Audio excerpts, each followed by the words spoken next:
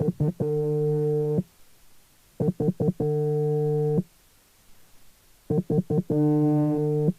call is from a person currently in a prison in England. All calls are logged and recorded and may be listened to by a member of prison staff. If you do not wish to accept this call, please hang up now. Tuesday, it's either the 30th or the 31st of December 2024. I'm writing this with a headache, which I wouldn't normally do, but I want to retain as much of today as possible, so I'll do it through pain. Today was normal wake up, except I didn't know if the screws would get me out of bed for work or not. It was just medication, I was told, but I'm not on medication, so I went back to sleep until around 10 a.m. and watched The World at War. Then, with a coffee, I got ready for dinner. Jason asked me if I want me hair chopping this morning or in the afternoon. I chose this afternoon, but I regret it now. And I still regret it now because I still haven't got my hair cut 2 months later. I watched Aussie Gold Hunters, then I prayed. During prayer, a screw came to my window, and then he went away. Coming back 10 minutes later, Middleborough, you're moving. I said, am I? Where? B-lowers. I'll come back in 10 minutes for you to get ready. So they got me 2 bin bags to pack my stuff in, but after the 10 minutes, I still need another bin bag for my stuff. Crisps, chocolates, drinks, books, my blankets, etc. I was starting to believe I wouldn't be moved off this wing at this point, because I've been here maybe a month or so. Also, I thought I was still there with my co-defendant, Cameron Ahmed, to wind us up. I really thought it was a psychological thing while we were there. It is the most absurd wing, the IDTS wing. I was leaving thinking B-lowers can't be more nuts than A-lowers at least. I said a few goodbyes, but not to Ahmed because they were upstairs and he appeared to be in a rush, or we appeared to be in a rush. So I got somebody to hand back the newsletter that lent me, as well as to tell Ahmed where I was moving to. I called him Ahmed despite it being the last name because when we first come to prison, I didn't know them. I didn't know the name. So I just called them Ahmed because that's what the officers called them. But it is the last name. So I was hoping that Ahmed could join me here at B-lowers some point, but I doubt it. The wing I came on was only next door to A-lowers. Fortunately, because I had to clumsily carry 3 bin bags of stuff with me as they bounced and spun off my legs. I remember all the lads, all the workers were out on the wing when I was getting my stuff ready and trying to carry everything out of the wing, and they all offered to help me carry the bags and everything. They were so sound. I doubt if they'll ever listen to this, but I really hope that they're doing well and a lot better off on the outside.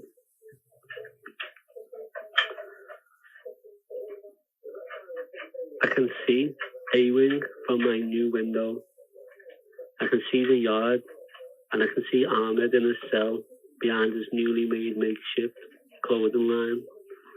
When I arrived at my new pad, it was some ways worse than my last pad on arrival. The toilet is even more disgusting.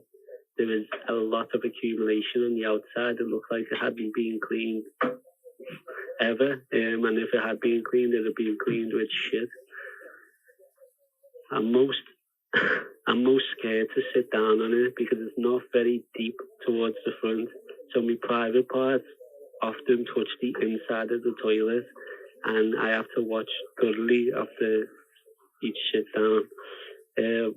Honestly, I mean, I'm not trying to be too explicit, but nobody wants the private parts touching accumulated poo, including me. But I'm just trying to describe the conditions.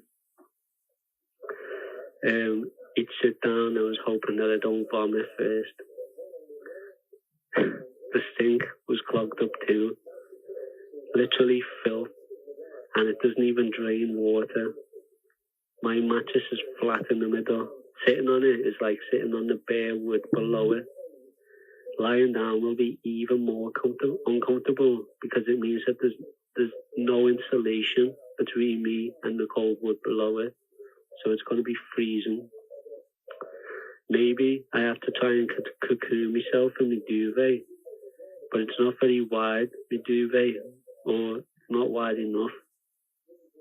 The place hadn't even been cleaned during the stay of the last occupant. And once, by the looks of things, there's crap everywhere, there's sticky surfaces, even a pile of pubes next to the toilet. And I mean a pile of pubes. I complained, of course, adding to the complaints that my telly doesn't even work. I have no kettle and my phone line's being cut. Like, it was hanging out the wall and it literally just being cut, the cables. This I learned after trying to use it and noticing somebody spiteful before me snipping all but one wire out of the phone line. Truth be told, I don't know if my TV works or not, because when I went to charge my vape, I discovered that none of my electronic plugs even work. This was after the cleaners did a terrible job of cleaning the pad. So yeah, the cleaners come after I complained to clean the pad, but there was still much left to do. During which I was sat outside my pad chatting to my new neighbour with an iPad, with an eye patch. I saw the screw upstairs shouting to somebody to be only 2 minutes on the CMS system, which is blue kiosk on the wing, unlike on the IDTS wing. The person went back and forth, saying something to the screw and back, and the screw shouting 2 minutes once again, as the other lad walked away and towards the CMS system, flinging his arm up like he's too much of a bad man to care about time constraints. Nevertheless, he appeared to be rushing the person before them. So they were in the queue, obviously. Somebody was using the kiosk and they were trying to rush the person in front of them because they were getting rushed by the screw to get back on the pad, until the other lad in front of them had enough of whatever was being said and a fight broke out. I was puffing my vape. I was new on my block as my pad was barely cleaned out when I saw the one who had 2 minutes back away from the fight that they likely caused, while still taunting with verbal abuse behind the cue stick that they were holding. The other lad, undetermined and frustrated at whatever he'd said to him, went in for the haymaker. Oh, it was so sly. He missed the haymaker and slipped on the freshly mopped floor. Among the drama, they'd missed the wet floor signs, and when they fell, the screws used that moment to grab them and put an end to the fight. The other lad walked off cocky, like he won something, but all I saw was him constantly back off in fear with a cue in his hand, doing circuit to the pool table, away from the lad, starting what he couldn't finish. Now I've unpacked nearly all of my bin bags, because besides my bed stuff, because I'm not ready to accept that mattress. It's truly finished and it needs to be thrown out. Maybe one night only, and I'll sort it out tomorrow. Same as literally just flicking a fuse to turn my plugs on. Even though there's two screws have said that they'll tell a manager to flick the fuse to turn my plugs on, which they won't. I'll miss Star Trek and other distractions, A Day with No Power. Deep Space Nine was the episode where Jadzia dies and Worf lets out the roar. This pad is about 30% smaller than the last, with barely room to pray. My prayer mat goes partially under my TV desk and opposite under my bed, and that's the spot with the most room. I was told on this wing, banging is not tolerated, but my neighbour is the worst yet. I've easily been given the worst pad. I can still see the bare apple tree outside my old pad. Oh, by the way, this pad was empty because the lad before me tried to kill himself by throwing himself off the landing above. Fireworks are popping off. It turns out that it's New Year's Eve. I pulled the phone line further out of the wall and there was tape around it. I removed the tape and there was about 10 smaller, different coloured wires that corresponded with the phone line socket connector that the phone is plugged into, but it's hanging out. I tried to tear them to expose the copper wire within and did put them in the correct compartments, but I wasn't rewarded with a dial tone to call me mama. Just a bloody scraped and sliced thumb with a bent fingernail. Clearly, multivitamins that have been taken are useless. I can see Ahmed lifting their homemade weights, a bin bag and water bottles as I'm restless here.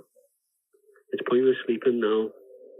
1, my lights will not turn off. 2, my mattress is an ornament. It's really cold to lie on due to the wood beneath it. And 3, the fireworks will start slowly before 12. Also, a constant draft comes in from the window that doesn't close and a hole that whistles with the wind from the empty phone line. I regret leaving my old pad significantly cleaner than I got it. After all, I cleaned it for me. I'm sure the new occupants will ruin my work intentionally. If you doubt it, then you believe a criminal prisoner and a political prisoner think the same. Or have the same character. That kind of thinking could only come from somebody who would justify state-sized crime and criminals. I have no idea as to the time now, but I've nearly broken my thumb trying to close the window hatch on its jammed dial. Yeah, because you turn it like a dial, the hatch to open and close your window. Fireworks are going off, and it basically sounds like I'm next to them. Well, I can feel the breeze too, followed by the sound of my new slim pad's window vibrate with each burst and shake with each gust of wind. Most of the fireworks I can see are broken up into reflections on prisoners' windows. But I can see less and less as people open their curtains, removing the reflection of their dark window surface. Now, I've found a species of insects glowing around my pad's floor. A pube that isn't mine appeared on a page of my Quran after I left it open for 10 minutes. Thank you for tuning in to Diary of a Political Prisoner. What was a short list for you was a period of time in prison for me. So please make sure that you subscribe on whatever podcast player you're listening on to be notified of future episodes. Each episode was recorded in a prison cell as I'm held on remand for allegedly being involved in a Palestine action to disrupt and destroy weapons in a genocidal Israeli arms factory under Section 5 of the Terrorism Act. My diary is a podcast only to give you something in the hope that you can give help and support to my mum and son, which I can't do by any other means from prison. In supporting them, for £5 a month, you can get a week's worth of episodes in advance every Monday. For £10 a month, you'll get the week's worth of episodes. Plus, I'll respond to any question you have in a monthly question and answer episode on my Patreon at patreon.com/politicalprisonerpod. For For £25 a month or humanitarian aid tier, you get all of the above while knowing my little boy is supported and happy. One-time donations can be made by emailing or messaging my producer on social media. Media/collaboration inquiries are on the same line as senders and inbox. If you can't support me family in my absence, please follow the podcast on Instagram if you're going to be listening. Please follow on Twitter, all of our socials. Our handle is Diary Poll Prisoner. Please share them and this podcast with your friends. It's free to do and it helps this project grow. You can also send me a prisoner email or letters, drawings, anything like that. Links to everything mentioned can be found in the podcast description below. Thank you, love and solidarity.